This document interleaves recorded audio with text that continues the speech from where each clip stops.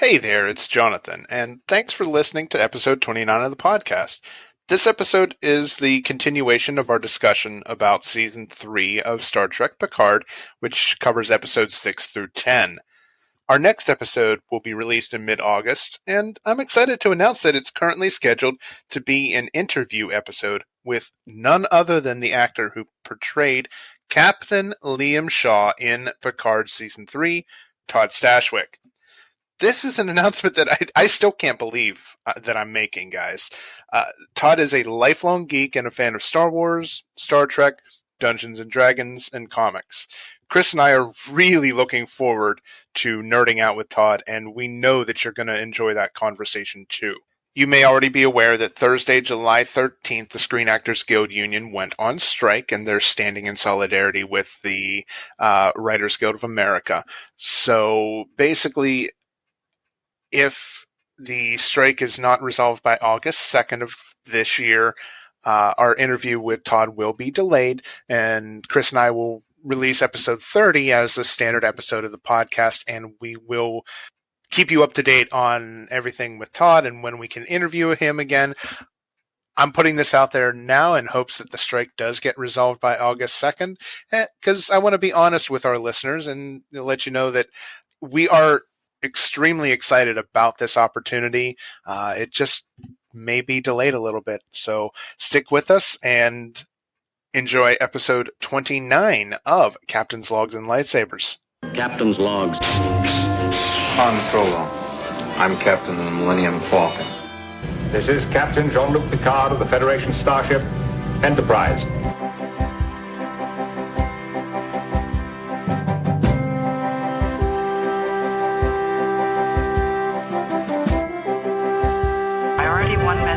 Starfleet coming in on secured channel. You're listening to Captain's Logs and Lightsabers, part of the Geek News Now podcast network. Hey, Captain's Logs and Lightsabers listeners. Got tats? Love your ink? But are you worried that your art will fade over time and the cost to keep it looking vibrant and fresh gets to be too much? Well, that's where Mad Rabbit comes in. After just one use, you'll see how Mad Rabbit is effective on old and new tattoos. All natural ingredients are used to keep this from feeling oily or greasy. Even better, use promo code CLLPOD and save a whopping 20% on every purchase. Keep your ink looking great and save money.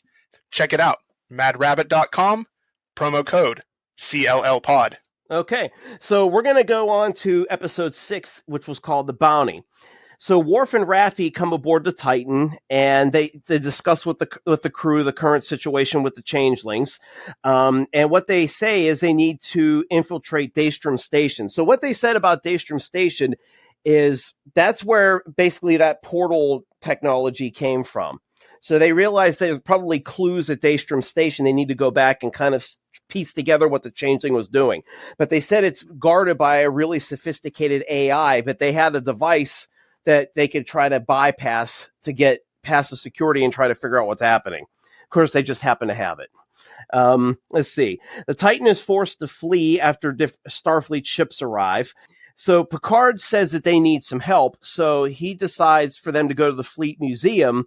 And actually, because that's where Geordi is at, he's now a Commodore, and he's in charge of the Starfleet Museum, and he's also working on a secret project there. So what they do is they drop, who was it? Was it Riker, Raffi, and Worf? I believe it was the three of them at Daystrom Station, while the rest of them go to the Starfleet Museum.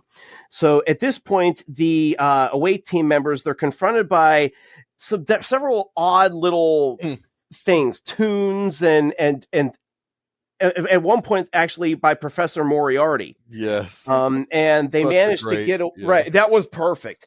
So they managed to get away from Professor Moriarty, but I believe because Riker was able to figure out that the notes that he was hearing was "Pop Goes the Weasel," which is a nice tie-in to when he first met Data in the pilot of Next Generation.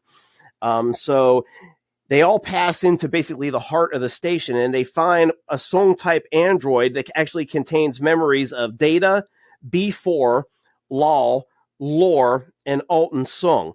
Alton Sung was actually the creator, if you guys don't know, or if the audience doesn't know, he was in the late season 1 of Picard, and he actually was the creator of the golem body that Picard ended up getting. So we also find out that the project's database that they're looking for is there at Daystrom. Also, what the Titan ended up doing is, so Jack and Sydney wanted to try to find a way to help the away team over at Daystrom. So they actually take the cloaking device from the old bird of prey from Star Trek 4 and put it on board the Titan. Great. Which that was really a nice touch. That was a nice touch. We also get to see in this episode, Geordi's actually finally in the storyline, and he brings his other daughter, Alondra, aboard, who, by the way, that is LeVar Burton's biological daughter. Yes. I yes. didn't know that. That's cool. Micah Burton. Mm-hmm. So they go back to Daystrom Station where they recover the away team, but Riker ends up staying behind to try to buy time for their safety, and he ends up getting captured and taken to the Shrike, and he finds out that his wife's there as well. Let's see here. And what they're also trying to do with this Data body is they're trying to bring Data back out of it, but he's being blocked basically by Lore. The two personalities are clashing and trying to basically fight for dominance over that body. And so that's pretty much where that episode ended. One thing I didn't bring up yet, and it was my absolute favorite part of this episode, is when 7 and 9 and Jack are sitting on the bridge of the Titan, and they're going one ship at a time. It was beautiful. So obviously, the one thing I really loved was when they showed the USS New Jersey, and it was an original Constitution class ship from the original series. That to me was like, yes, they finally fixed it. I'm a big canon person, very big canon person. If you guys remember one of the earliest episodes of Picard, they showed a hologram of what was supposed to be the original Enterprise, and it was the Strange New Worlds Discovery version. Ooh. Yeah. That rubbed me the wrong way like you wouldn't believe. So the fact that Terry Metalis brought an actual original series Constitution class ship in was like, yes, somebody got it and figured it out. So that was cool. It was nice seeing again from Star Trek 4, the Bounty. We learned that they actually recovered it from the Pacific Ocean after that movie. That was, what other ship was there? The Enterprise A. We find out that ship's still sitting there. So that was great. But I got to admit, I actually choked up and teared up when I saw Voyager. And watching 7 and 9 sitting in that chair with those glazed eyes, just looking lovingly at the ship and explaining to Jack about what it meant for her, that was her family, that was her home, and it helped shape the person that she is now. I mean, for me, I watched that show as a kid. I watched it from the night it premiered to the night it ended.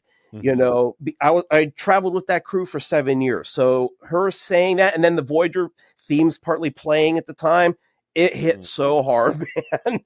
I'm not ashamed to admit that. No, that was very, very. That's what I loved about this episode. It hit the nostalgia factors in all the right areas, while at the same time opening up new stories and saying, "Oh my goodness, Data's actually back." What a great way to bring Data back. Right. And, basically with this golem body, he finally achieves and gets what he wanted since all the way back to the beginning of the Next Generation was to be human. Yep. Yeah. So what did you guys think? Yeah, this was a really good episode. It felt like a little bit of a MacGuffin episode, just in the sense that they're going to Daystrom Station, and that whole thing felt kind of like a MacGuffin. Just the whole concept. I was just laughing a lot internally, thinking to myself, did Daniel Davis ever imagine that he would be playing Professor Moriarty again in a Star Trek thing? Yeah, I'm just exactly. That is just like so. It's such a random thing to do. Yeah. And I'm glad the guy's still alive, and that he could do it again. And so it was really fun.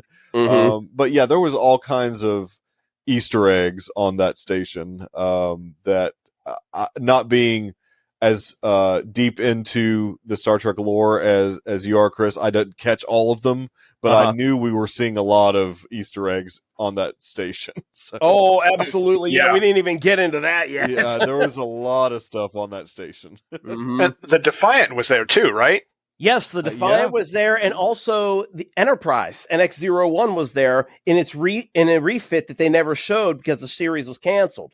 Mm-hmm. Right. You know, so now that's official canon, the NX refit. No, that's Nice. Which was really cool. There was also a Katinga class Klingon vessel there, which was believed to be Kronos 1 Mm-hmm. from Star Trek 6. Oh no! Mhm. Oh wow! Yeah, Mhm. that's crazy. Yeah, there was I a know. lot I just- going on there. Yeah. I love the idea of a Starfleet museum. I want to visit it. Yeah, and the ironic Yeah. thing is, too, that Starfleet Museum was actually supposed to be the original space dock from Star Trek 3. It got moved to Earth, and yes, they moved that to that planet to become Starfleet Museum, and then they built the new space dock. That's really cool. I love it. Yeah. I love all the little connections, and Mhm. that's when you know this show, this season comes from a place of deep respect and admiration for the whole TNG era, Mm-hmm. Oh, absolutely. and on all of Star Trek, really. Mm-hmm. Yeah, and I that's why they better dang well do that Star Trek Legacy show. I mean, Yeah. they have to reward Terry Matalas for this season of Picard by giving him his own series. I mean, they just have to. The Mhm. one that he gets to create from season 1 forward, however many seasons it goes. Because I mean, if you think about it, Discovery's ending whenever it comes out next year. That's the last final. They need something. They need something to keep going, and it's just such an obvious thing. And I'm sure they're doing it. They're just waiting for the right moment to announce it and make it a big deal announcement type. Exactly. If they announce it, it probably will be either at San Diego Comic-Con or they're going to wait till Star Trek Day on September 8th. Yeah, I mean, Comic-Con, it seems like because of the strike, no major studio is going this year. Okay. And so it'll probably, you're right, it'll probably be on Star Trek Day or something along those lines then. Or maybe New York Comic-Con. I mean, by that time, the strike would probably be over, and that's because that's in the fall. So maybe they could do it there also. That's a good point. Very good. Yeah, possibly. I would hope, gosh, if the writer's strike is not over by the fall, we're in trouble. I mean, we won't be seeing stuff for like 2 years. Exactly. Well, good thing we have libraries of content to rely on if that is the case. Very true. Can we talk about the Tribble in the room? Literally? Yes. Yeah. Yes, of course. I thought that was a great little callbacks, to the trouble with tribbles and then trials and tribulations. Just the way that Worf reacted, and just how we know Klingons react to tribbles. I thought that was a great, just blink and you'll miss it moment. But just Worf just getting so uneasy when he passed by that little chamber that had this tribble in it was great. Oh, absolutely. And they actually kept Captain Kirk's body from generations. So wouldn't that be odd if a 93-year-old Shatner popped up in a Star Trek Legacy episode? I mean, he's been vying for it ever since the J.J. Abrams movies. He's been saying he wants to be in Star Trek again. So. Yeah, exactly. And they have the technology now that if they needed to de-age him to some degree to make him look like from Generations, oh yeah, they can absolutely easily. They could do it for sure. Yeah, if he's on board, why not? Yeah. Did you guys also see they had a Genesis torpedo? No, Ooh, I didn't catch that one. Yeah, I did not. It's listed as a Genesis Torpedo 2 or something like that. Oh, interesting. Yeah, there were a couple other things there too, like some self-sealing stem bolts. There were a few. Everything was from some sort of past Star Trek. If you go on memoryalpha.org, they might have like some of the mentions of what was there. Yeah. That's cool. Yeah. Can we talk about my favorite moment of the episode? Yes, sir. All right. I thought it was amazing how Liam Shaw was just completely and utterly starstruck by Geordi. Yep. Like that, Geordi is his hero because Geordi is such a legendary engineer within Starfleet. His reputation is well earned and received very well. And I just thought the way that, that Shaw is, who's normally so confident and he's able to stand up to Picard and Riker, but just the way that he stumbled over his words when he met Geordi for the first time, it was such amazing character development. And if you're not paying attention, you just kind of miss it. Yeah. You know, it's ironic you brought that up because I'm actually looking at that picture right now on the wall in my man cave. Nice. I actually printed that picture out of him with Geordi and put it in here because I felt like, you know, there's that connection with Todd Stashwick. You know, he's a geek like we are. Yeah. You know? Oh my gosh. Yeah. So I had to print that out and frame it and put it in my Star Trek room. And so I'm looking forward to telling him that during our interview, by the way. Yeah, he is a complete nerd. He is totally one of us, and I am here for it. So I can't wait to see what else he pops up in the future. I mean, theoretically, we could get a flashback. You know, he could appear in Star Trek Legacy if that's a thing. You know? I don't want him to be dead. I think he's still alive. I think so. In my too. headcanon, he's alive. Yeah. Hey, I mean, maybe let's go with it. right? He may have just simply passed out. Yeah, at that exactly. moment, you know, I mean, we don't Exactly. know, and we don't know what happened to his body or whatever. We saw no funeral. Exactly. So who knows? I think they'll find a way to bring him back. He's too popular of a character. Oh man, that's why I was so surprised that they, quote unquote, killed the character off. I mean, I'm not thinking they actually did, but to make that decision, they had to have known. Like Metalis knowing Stashwick just in general and how much of a good actor he is and that character that he is playing, he had to know people were going to be in love with that character. So I was shocked, in all honesty. If the character is dead, I was shocked when that moment happened. But that's a couple episodes, right? I mean, yeah, that's a little while yet. Yeah. All righty. Guys, ready for the next one? let's do it. Let's go. Okay, so episode 7, called Dominion. So at this point, we see the Titan is hiding in shipwrecks from the Chintaka battle space, and Seven tries to contact her former crewmate Tuvok. They're having a nice little talk about kind of the situation that's going on, and Seven actually starts doing some sort of tests to see if it's actually him. He passes the first one, but the second one he fails. And so this changeling is basically saying the Federation's going to burn, and Tuvok is never going to be back. Those kind of things. While Worf and Raffi are out on another intelligence mission, Picard, Geordi, and Beverly are starting to discuss the changeling's interest in Jack, as well as the theft of Picard's original body, which we forgot to touch on from the last episode. So basically, they find Picard's body was the actual target, was the big item that the changelings wanted when they first invaded Daystrom Station. They took the portal technology and destroyed that Starfleet facility on Metalis Prime as a distraction away from what they were really after. And that what they're trying to talk about is what's going on. Why did they want his dead body? And what value could it be? Picard ends up believing that the changelings want to create a perfect kind of replica of himself to target Starfleet's anniversary festivities for the Frontier Day. So after this discussion, Geordi is working with the Song Golem, and they're trying to get Lore's persona out of the way and trying to restore Data's dominance. What we also find out at this point is that Picard's original diagnosis of Irumodic syndrome, that diagnosis is kind of in doubt. They're not thinking that's actually what that is. Aboard the Shrike, Vadic informs her mysterious supervisor that she's unable to break Riker and Troy. Picard, basically what this stranger is basically saying is we have 24 hours until Frontier Day. We got to get information from them. Do whatever you have to at all cost, or basically Vadic and her changelings will be punished. Picard devises a plan with Jack and with several of the other Titan crew to try to trap Vadic and her crew on board the Titan with force fields, using Jack as kind of like the bait, basically. Picard and Beverly interrogate Vadic in the trap. They trap her, I believe it was in sickbay. And when asked about her interest in Jack, Vadic basically states that he's for someone else.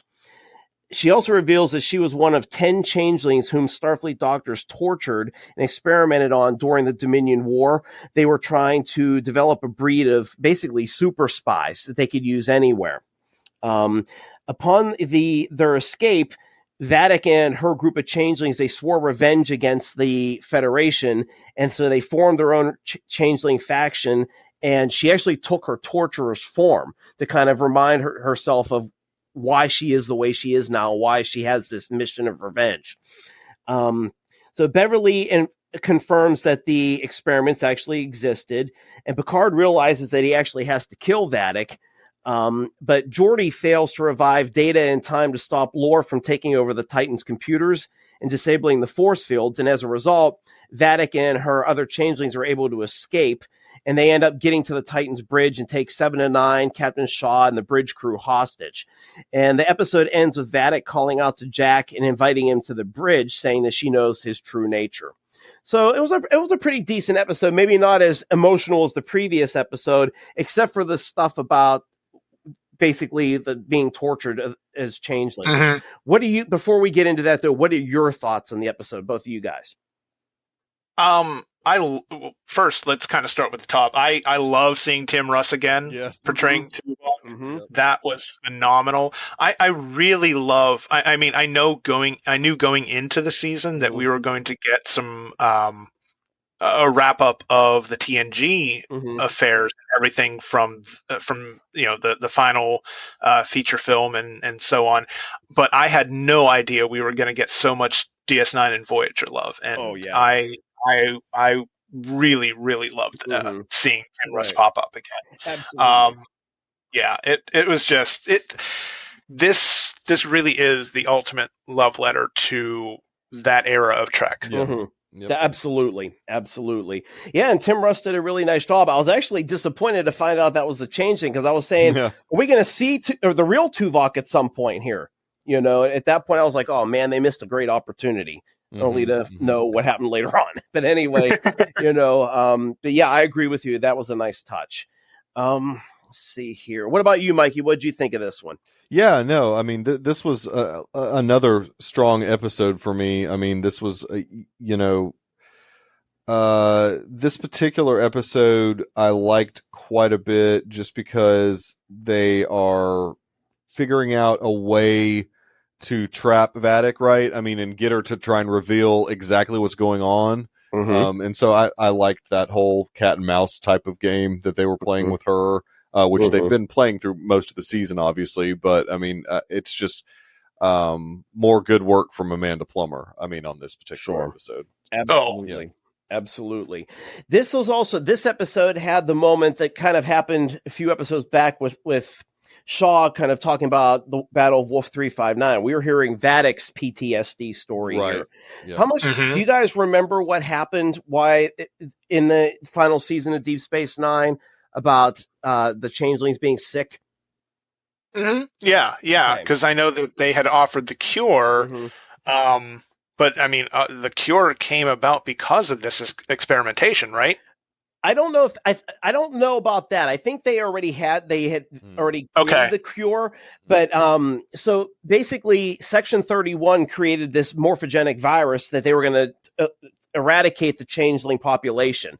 They figured that would end the Dominion War, and obviously Starfleet went along with it because they basically felt like, what other choice do we have? And that was actually part of the reason why Odo actually left Deep Space Nine and went back home to the Founders, because that was very corrupt. So now we're seeing that actually this was expanded on, and Section 31 was a lot darker with this than we realized. I mean, they were basically torturing these life forms, and you wouldn't expect that in 24th or 25th century humanity. But in wartime, you're going to sometimes, unfortunately, that's what people do, is the worst comes out as a survival technique. And Amanda Plummer played that to perfection. Just like with the PTSD, the flashbacks of the noises of the wheels on the carts, and the what was the song she was humming? Was it Three Blind Mice? Yeah, Oh, I think it probably. Mm. I think it. Okay. Was. Yeah. I think you're right. Yeah, I think so. Just watching her, that trauma and her like making these little laughs or giggles or things like that. It just made it so realistic about what was going on. It was hard to actually listen to her and see those images that, the flashback images. Just knowing that she went through this psychological and physical torture with her other changelings. The one thing that I did wonder about this, though, is she said that it was her. There were 10 changelings that were experimented on. Mm-hmm. So with this whole coup or thing that was going on this season, were there only 10 changelings, or did they manage to recruit other changelings from the Great Link to work with them? I believe there was a line of dialogue that said that basically because of the experimentation that they could create and more changelings, basically introduce changeling genetics into normal people and recruit to the cause. But okay, maybe I'm wrong. Maybe I misheard that. Okay, that's heavy duty. Yeah, sure is. That sure is.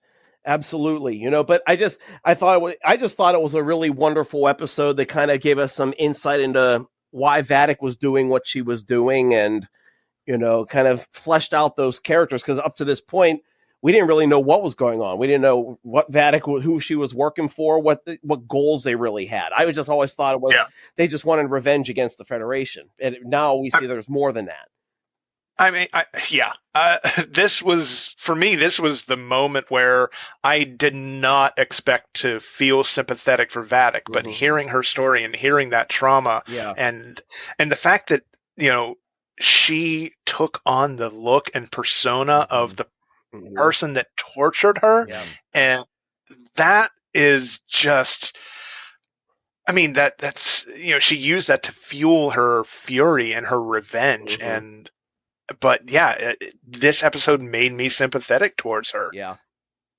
And I know she doesn't have a snowball's chance in hell of winning, but I would love to see Amanda Plummer get a Best Supporting Actress nomination for the Emmys. Yeah, I think she deserves it. Absolutely. I mean, that'd be awesome. She's not going to win against Succession. I don't think. Probably not. This would probably be Succession's year.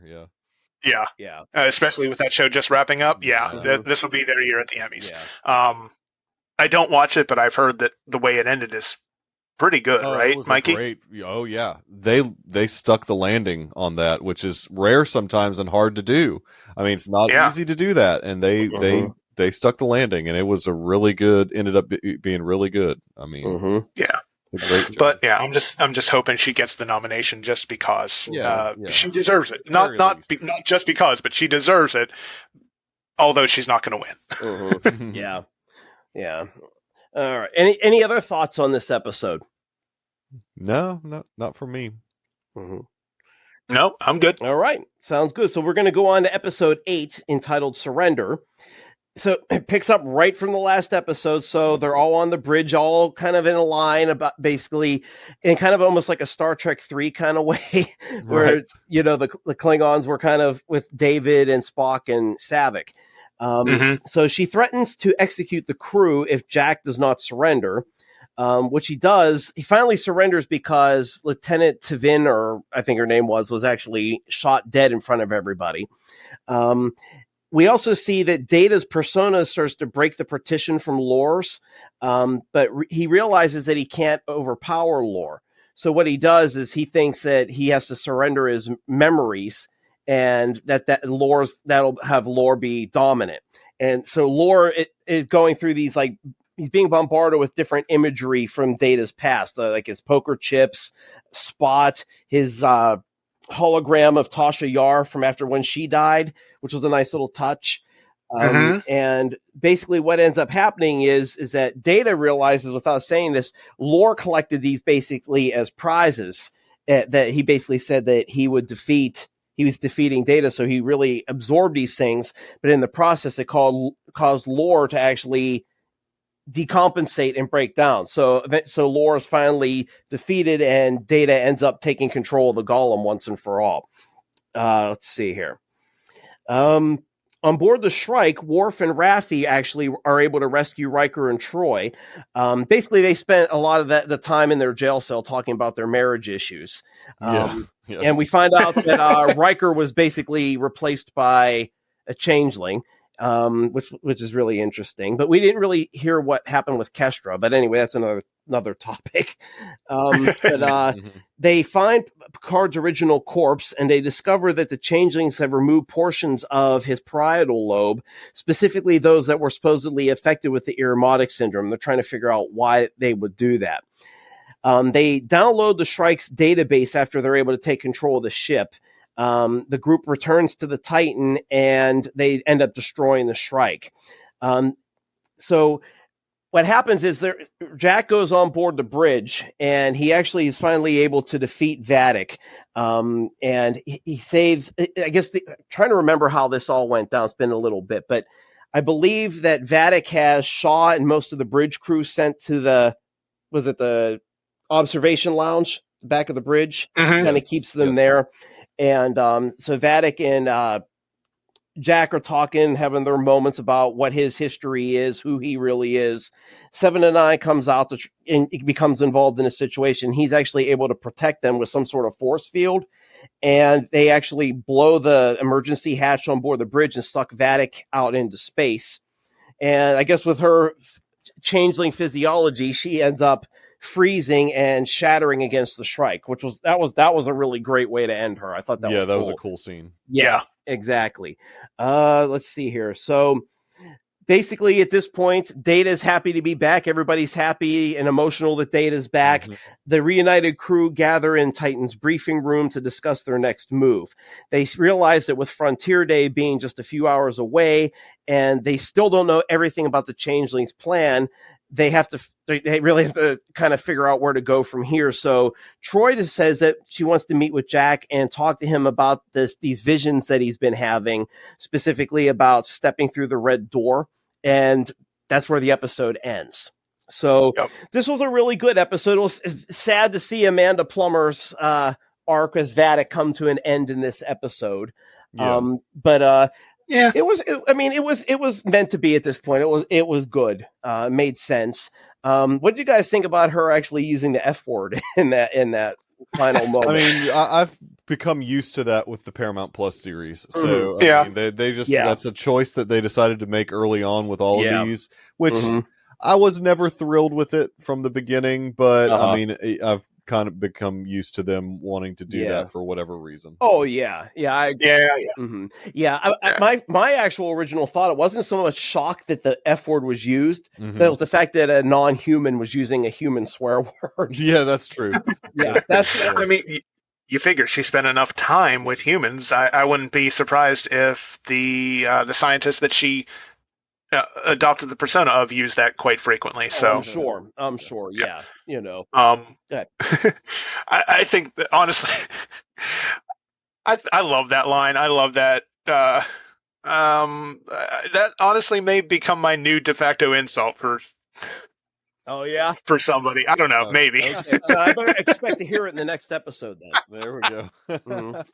I mean, should we earn our PG-13 rating here and say fucking solids? There you go, fucking solid. It was a good. Well, I mean, we just crossed over into R, Chris. You said it twice. Yeah. Oh, we did. Oh man, I don't know the rules of all this. Apparently. I can just picture Odo sitting at his desk saying that.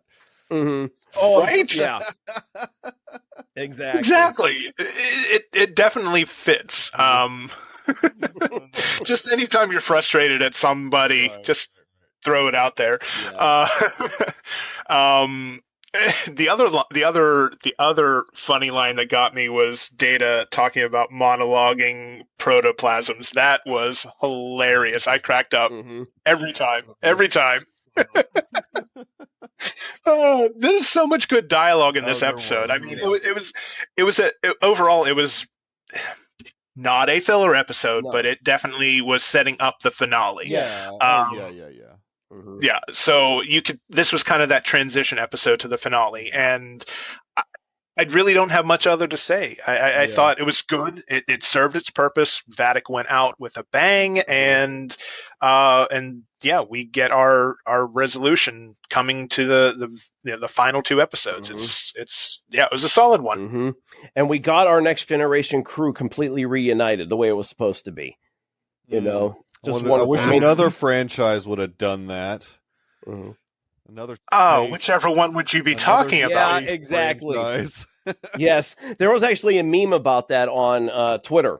Somebody said they had a picture of the Rise of Skywalker cast, or the Star Wars cast, saying this is what we wanted, but the Star Trek fans got this. They were them all on the bridge. Yeah. Star Wars fans were definitely cheated out of that. That's for sure. Big time. But who would have thought 20 years ago when Data was killed that we'd ever have Data back? Right. Sure. This was an amazing way to bring him back, and Brent Spiner was relishing the role. You could see how much he loved it. Also, because he didn't have to do the makeup, really. Yeah, the white makeup that he was tired of doing. I'm sure. Exactly. And again, it goes back to what I said earlier: is that he finally got his basic wish to be human. He's got emotions now. He can use contractions. It was just just those little things. So it's nice that he finally got his wish. Happy about that. And he really relished that opportunity. I mean, he has had so much good content in Star Trek, but this Data, lore, B4, all of that will be his the thing that everybody remembers. Exactly. Because he does it so well. You could tell he relished every single line and every single opportunity that he had to go back and forth between Data and lore, and that was just brilliant. Yeah, absolutely. Any other thoughts on the episode? No, I'm good on this one. All right. Nope. Okay, so we're going to go on to episode 9 then, Vox. Okay, so it picks up where Troy is in Jack's mind, and they're trying to they're going to open the red door to see what's past there. And they open the door, and they find out all we see is Troy run away from the situation. And when she meets up with Picard, she says it's the Borg. So you're right. The whole Borg thing got tied in, that they were the basic heavies kind of coordinating this whole season of what was happening. Yeah. They also find out, Dr. Crusher talks to Picard and says that his Irmotic syndrome was actually not Irmotic syndrome, but it was undetected organic Borg technology that was implanted in him when he was Locutus, and that he passed that on to Jack in his DNA. So when he tells Jack about this, and Jack panics about it, and he ends up leaving the Titan, and he finds a Borg cube. He goes aboard the Borg cube. He wants to kill the Borg queen, but basically she kind of sweet talks him and kind of uses the whole thing about him never fitting in and never being a part of anything to seduce him into the collective. And so she actually has a special name for him too, Vox. I think that there was some sort of meaning that was different from Locutus, the different role. Do you guys remember what that was? No, I don't. Okay. I don't recall what they were trying to go with that. In all honesty. Yeah. Oh, that'll be an interesting thing on the rewatch to figure that part out. Yeah. But anyway, he goes to the cube. Let's see. So we end up having finally Frontier Day starts happening, and we have this big speech from, it turns out, Vice Admiral Shelby. Nice little tie in there to the best of both worlds. And they're retiring the Enterprise F. So we get the Enterprise F officially in canon, and it's being retired in the same episode. Very odd, But it was interesting, and it was cool because it was showing some sort of fleet-wide initiative where ships can completely become interacted with some sort of AI, where they can all be controlled at once. Which was kind of interesting. And Riker even kind of made a comment to this about how she fought the Borg, but now she's advocating a technology where they're all integrated and basically one. Which was very interesting. But anyway, who thought that was a good idea in Starfleet? Exactly. It didn't make sense. But then we wouldn't have had a compelling finale, I guess. Exactly. If they hadn't introduced that. So Exactly. So, but getting back to this Picard DNA. So basically they use the DNA from his parietal lobe and they infect the transporter systems throughout all of the Federation. So that way people get affected with this DNA strand or whatever, but it only affects people before the age of 25 when the brain becomes fully developed. And so what we find out is that at a precise moment, there's some sort of signal that's sent from the Borg cube, and everybody becomes assimilated all of a sudden. Anybody like under the age of 25, So basically, Shelby is murdered by these Borg drones, and these Borg drones end up taking control of the Titan and the entire Federation fleet right there, and basically Earth is going to be, under attack and possibly assimilated here. And let's see, so Shaw and 7 and 9 and everybody, they're trying to get to the shuttle bay so they can get the crew off and head back to the Starfleet Museum. During this process, Shaw is killed, or supposedly killed. That's kind of where they leave it with Picard, or I'm sorry, not Picard, but Raffi and 7. But the Enterprise crew gets on the shuttle and they make it to the Starfleet Museum, and Geordi says there's a reason why he brought them there, and they go into this hangar bay and they see the rebuilt Enterprise D. And he basically said that they recovered the saucer section from Viridian 3. He spent 20 years restoring it, and they used the battle drive section from the USS Syracuse and put that on the saucer to rebuild the ship. So they all board the ship and they take their original stations, and they realize the Enterprise D is the only thing that really stands between them and those Borg assimilating Earth, because it's the only ship that's not networked into that new AI system. So they start heading to Earth at that point. So what'd you guys think of this episode? Can I just say, how the way that they wrote how Geordi was able to rebuild the Enterprise, it's that level of care and attention to detail was phenomenal. And I know we've talked about it already on this episode, but the love and the respect that Terry Matalas has for this franchise is evident in every single frame. Yeah, he directed this episode also. I mean, so yes, he did. Very cool. Yeah. Yeah, I mean, it was just amazing watching them all go back to their original stations, and it looked like it did during the the later years of the Next Generation. I mean, it was incredible. It was one of those heart tugging at the heart moments, of the season. So yeah. So what'd you guys think about seeing the Queen again, the Borg Queen? I was freaked out by that. Yeah, it was pretty disturbing. She was looking rough. Yes, she was. So that was Alice Krieger, right? I don't think no. So. Or yes, no. Yes, or was it? Yes and no. Yes. So and no. Okay, it was the voice. Yeah, it was her voice. Yeah. Yeah, it was a different actress. She, I think she's. But it also wasn't Annie Wershing either, no, right? It was not, 'cause she passed away, unfortunately. Right. Yeah. So, but I think Alice Krieg is up in age and did not want to travel or whatever, or didn't want to. I mean, so they just used her voice and used almost like a body double type of situation that looked an actress that looked very similar to her, basically. Right, and when you cover in that much prosthetics and makeup, it's impossible to tell. Exactly. Yeah, they did a really nice job, definitely, for sure. And I really like that they weren't just like they tied in what happened in the series finale of Voyager to this situation now. They didn't just forget about that and be like, oh, well, the Borg just came back. We find out that Voyager really actually did decimate the Borg pretty severely. And basically they're all that's left of the collective. So she's kind of creating a new collective, but this time it's not about assimilation. It's more about annihilation.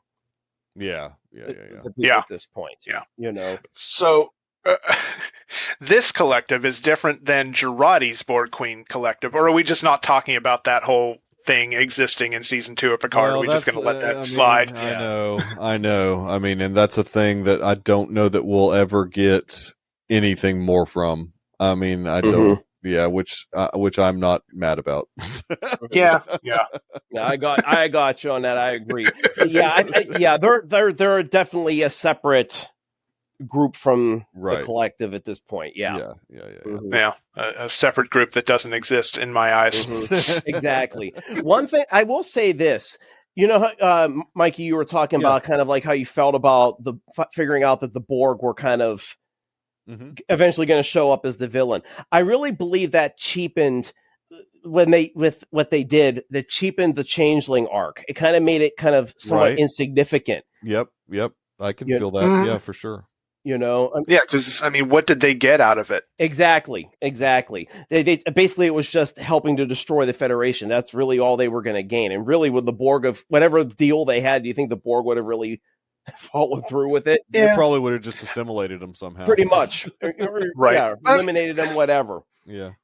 But when you think about it, it is the the enemy of my enemy is my friend trope that we see all the time. That's really the reason why they work together. Yeah, exactly. Yeah, but I think that we got all that build up about the Changelings, and then they were just put by the wayside. There was no use to them anymore in the story. Yeah, a MacGuffin villain. Yeah, pretty much. Yep. Yes. Exactly. So yeah, it was a great episode to kind of set up for the series finale. Mm-hmm. Any other thoughts on the episode? No, sir. No. All right. So let's go ahead and talk about the series finale, episode 10, called The Last Generation. Mm-hmm. So this one starts out with a nice nod to Star Trek 4. Maybe too much of a nod to Star Trek 4. It was almost the same speech. But it was nice. It was Pavel Chekhov's son, Anton Chekhov, who is actually the Federation president, warning everybody to stay away from Earth and the Federation because of the Borg situation. So nice little tie in there to the past. So Picard and the Enterprise crew, they find out that the Borg cube is hiding in the clouds of Jupiter, specifically the red dot or great red spot. On board the Titan 7 and 9 and there were a couple, and Raffi and whoever else was with them, they liberate the Titan from the assimilated crew and they start to engage the fleet. They start using the cloaking device from Star Trek 4 and kind of doing these little attacks where they're able to, because the fleet can actually track their ship. So they do these little things where they cloak for a brief period of time, then reappear somewhere else and do a couple of strategic attacks. Mm-hmm. Let's see here. Worf and Riker are able to actually go to the cube, while Picard actually goes and plugs into the hive mind to rescue Jack from the Queen's influence.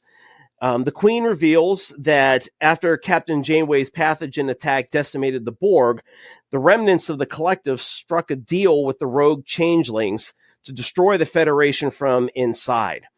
She also reveals her intent to use the newly assimilated Starfleet youth to breed a new generation of Borg that will annihilate all life.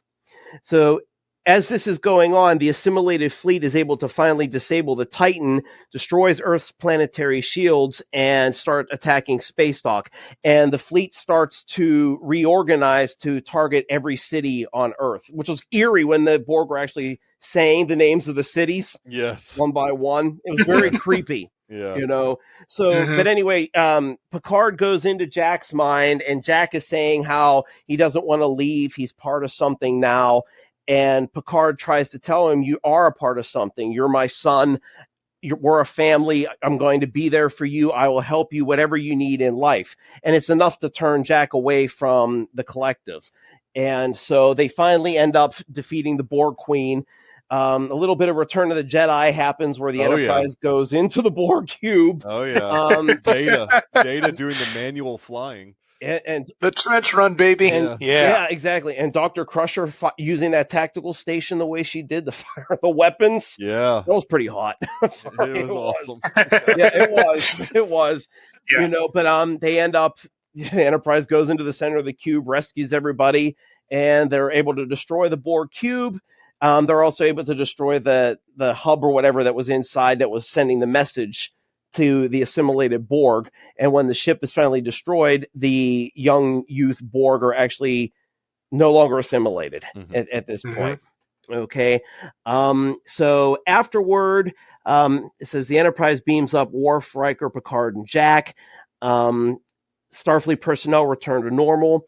And in the aftermath of everything that transpired, Picard and the other crew members of the Enterprise received full pardons, while the Enterprise is returned to the Fleet Museum.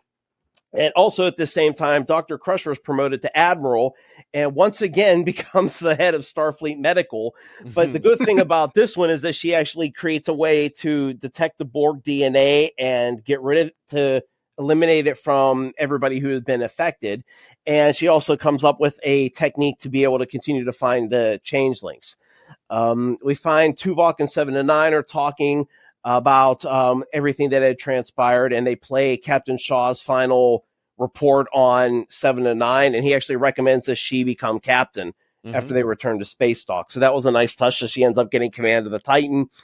Jumps ahead 1 year later, the Enterprise D is in the Fleet Museum. 7 and 9 is in command of what now is the Enterprise G, which was a nice little touch.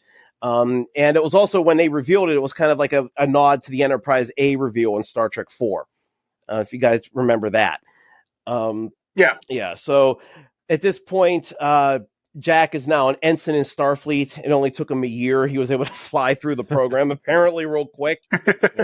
Well, I mean, nepotism, right? Yeah, Pretty much. Yep. There you go. The nepotism.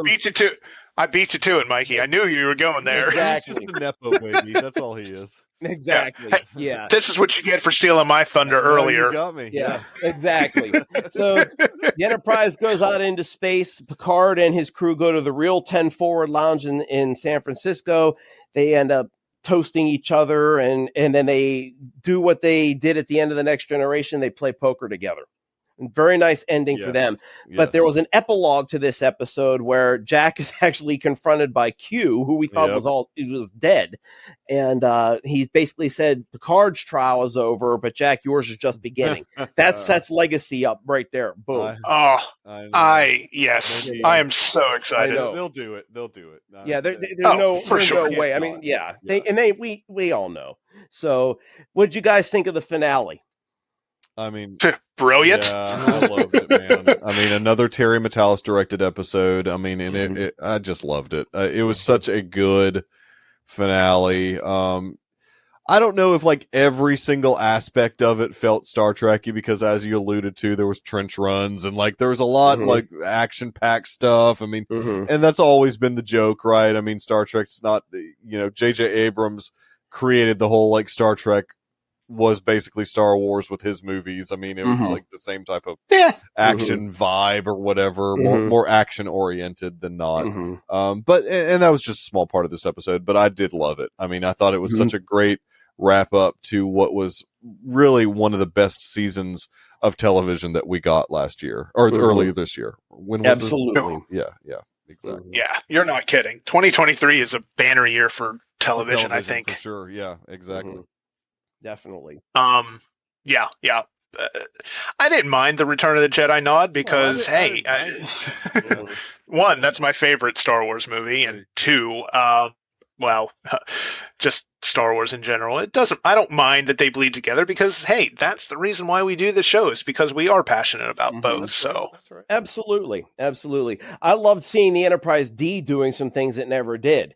A lot of the criticism of the Enterprise D over the years is that it was too top heavy, it was clunky, couldn't really move, it wasn't aerodynamic or whatever.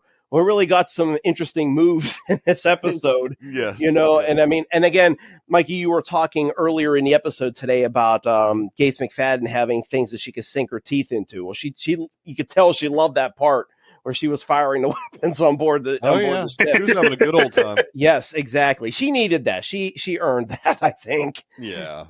So yeah, and the Enterprise D is my favorite of the Enterprises, and it was nice that in the beginning of the season they were making fun of the Enterprise D. It was the fat one, and its toys wouldn't sell and stuff, and here it ends up saving the day for all Starfleet. So it was really great. And I was so afraid they were going to kill some of the characters off. I was like, please do not kill any of these characters, even though we may never see them again. It's just nice to know they're still alive. Exactly. And for them to mirror what happened at the end of All Good Things and actually expand on it. with them actually getting to play the game and laughing and it was a very nice end for them. Yeah, I mean, it was like a nice release, basically. Yes. A release of everything. I mean, and just getting to enjoy being together. Yes. And that was great. I mean, it was such a good ending. What'd you guys think of the epilogue? Oh, I mean, yeah. Yeah, absolutely. I mean, I guess I shouldn't have been surprised because if nothing else, Q has always taught us that time is not a linear construct. So of course he's going to appear because the continuum doesn't follow time in a linear fashion. So yeah, of course it makes perfect sense, and you don't even need an explanation for why he's still there if you know the Q. That's right. And I did not want the last thing that we saw from Q to be something with Wesley Crusher. So I'm glad, because I think that was in season 2 of Picard. Yeah. With Wesley Crusher and Q together or something. Yeah. I don't want that to be the last time I see Q. So I'm glad that they did this. So I'm glad that they had. I mean, not going to lie. I love that cameo with Will Wheaton as the Traveler and Q. It was good to see him get some sort of resolution for the character of Wesley Crusher. Could it have been done better? Sure, but it made my nerd heart happy last year. I would have preferred actually for him to have shown up this season and actually see what his interactions with Jack would have been like. Well, right? Yeah. I mean, having not known what this season was going to entail. Yeah, I mean, retroactively, I would love to have seen Will and Crusher and Wesley Crusher in this episode. Yeah, absolutely. I agree with you, Jonathan. It was nice to actually kind of get even if it was brief, just a little catch up on what Wesley's been up to. Yeah, but yeah, I think this was a Star Trek season that we had been needing. And a lot of fans were complaining about it being full of member berries. It needed to be full of member berries. It was a nostalgic season. That's what made this special. Fans do, especially people who've been loyal to it for 35, 40, 50 years. We live for this stuff. You know what I mean? So it's very, very important. And I don't think the season would have been as successful without all that nostalgia. They could have just had a plain storyline where they reunited, Yeah. No, you're totally right. And I mean, and I think that not only did the show itself need this particular season, I think the franchise needed this particular season. I mean, because Discovery is a very split type of show. You've got people that like it and people that definitely do not like it. I mean, it's a show that I just don't care about. And that's the worst thing you can say about a show is you just don't care about what's happening to any of the characters. Now, Strange New Worlds, I have a ton of fun with. I think it's a really good show. I do like the characters in that show. So that's been a successful show for them. And look, even Lower Decks, and I even like Prodigy. I had fun with that little show. Well, yeah, listeners know how much Chris and I adore Prodigy. So it's a great show. And so I love what they're doing, combining Lower Decks and Strange New Worlds for an episode. That's going to be really fun, and that show works. But Discovery, which was their flagship show, just ended up not working, I think, and they recognize that. And maybe this last season will change my mind. I hope it does. But in the end, I think the franchise needed season 3 of Picard. Yep. And it shows 100%. Yeah. And I think it shows that fans really want to see stuff post TNG era. Yes. Exactly. It's a perfect spot because you can bank on other Star Trek lore, but you're not stuck with it like a prequel. That I think it frees them up to do other things. So I think if Legacy comes out, I think it's going to be a big success. Oh yeah, definitely. Yeah.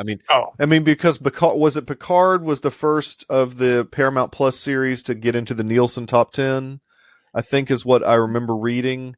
I think you're right. Yeah. Yes. And so I think Legacy, if Metalis is involved, Mhm. I think Legacy definitely would have the potential to do that again. Absolutely. I agree with you 100%. Yeah.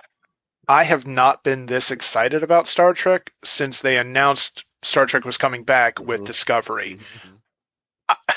So I'm rabid again for Trek, for more Trek. So this season scratched every itch that I had, and I immediately want more Trek. I need more Trek just like this. I need Legacy.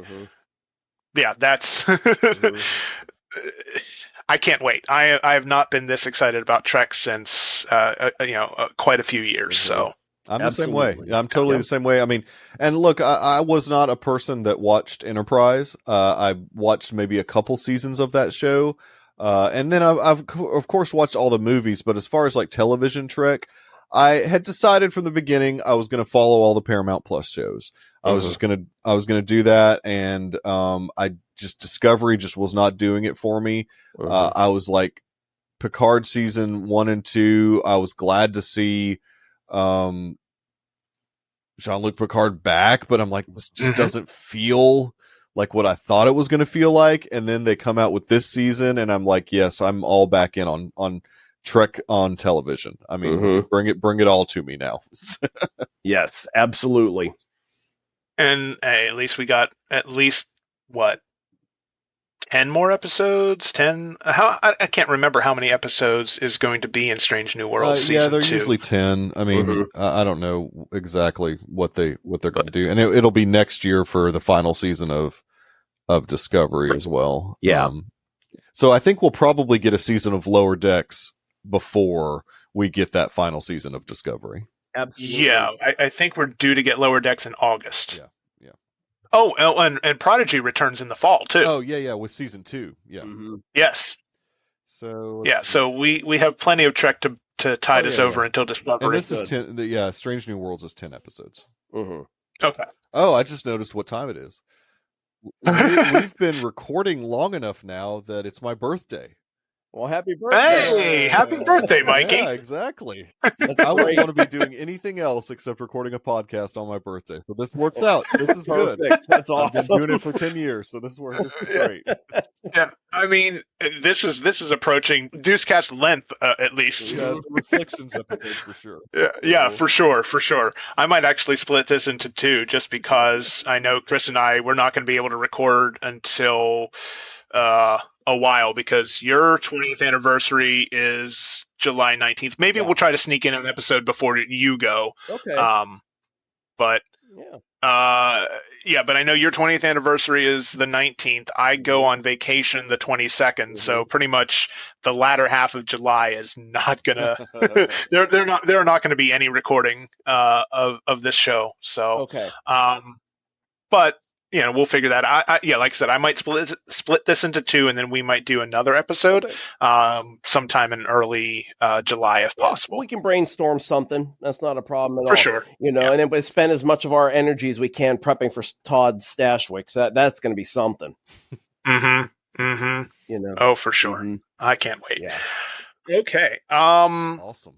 So, Chris, why don't you give us a quick wrap up and we'll get back on topic and then we'll sign off. So overall, it was 2 thumbs up for me for the 3rd season of Star Trek Picard. I kind of wish that we would have more, now that it was finally so good. But at the same time, it's like, do you want to keep pushing and dragging it out? It ended beautifully. That's a nice way. Its legacy will stay. And let's just, hope that it just spawns more Star Trek for us going down the line. Shows that Star Trek can still work and you can still value canon. You don't have to just disregard it, So that's about it. Those are my thoughts on the season. All right. So Mikey, what are your final thoughts? Yeah, final thoughts. I mean, I think I went through a diatribe earlier, but I'm really excited for where Star Trek is right now. I think it's in a very good place. The franchise in general is in a very good place. Who knows what the future will hold theatrically, but as far as on the small screen, it's thriving and people love Strange New Worlds. People love Lower Decks. Prodigy's a really fun family show. And if we get Legacy, I think that the other space show that's on the other network needs to be afraid, because Star Trek is doing really well on television right now. Mm-hmm. Oh, for sure. Absolutely. And yeah. I think it goes without saying, but I still want this on record. In the battle of the season 3s of the Star franchises, which one comes out on top? Mikey. Ooh, I would definitely give it to Picard, and I am a die-hard Star Wars fan, but I have to give it to Picard.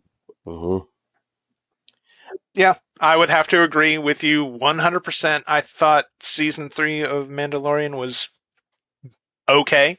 I mean, it had some moments, it had some things that I really enjoyed, but overall it was a meh season. So yeah, by a landslide, Trek wins. Oh, I agree with you guys. Definitely Picard season 3. And I said in the previous episode, I think part of the Mandalorian got a little disservice because Picard had all this fanfare, and it was just such a well-developed season that Mandalorian kind of got pushed to the wayside a little bit, I think.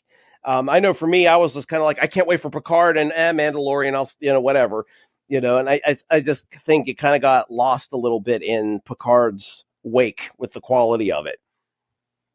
By a long shot. Yeah, by a it landslide, yeah. It did. Yeah.